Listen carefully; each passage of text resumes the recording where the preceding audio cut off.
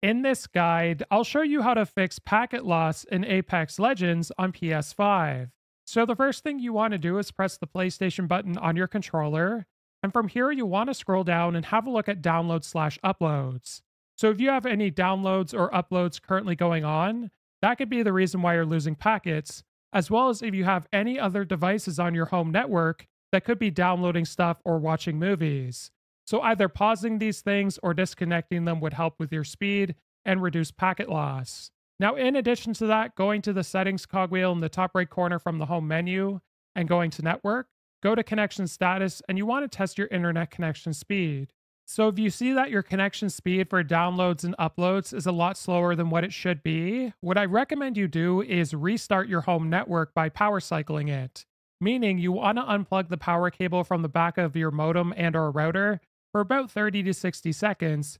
And while you do this, you want to press the PlayStation button on your controller and you want to turn it off. So having everything unplugged and turned off for a few minutes, plugging it all back in, and then come back and test your internet connection to see if it's a little bit faster, and also playing game to see if you're experiencing any of that packet loss.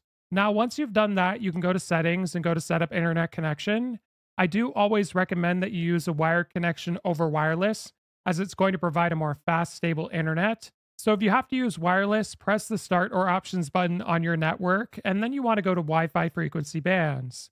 Now, by default, it will be set to automatic, and I recommend you keep your PS5 as close to your router as possible with nothing obstructing the view between the two. Then go ahead and select 5 gigahertz only. And if you do have to keep your PS5 far away from your router, go with 2.4 gigahertz, but trying to remove any interference, such as metal objects or just things in the way between the line of sight between your PS5 and your router will do some good in reducing packet loss. If this guide was helpful, like and subscribe, and we'll see you in the next one.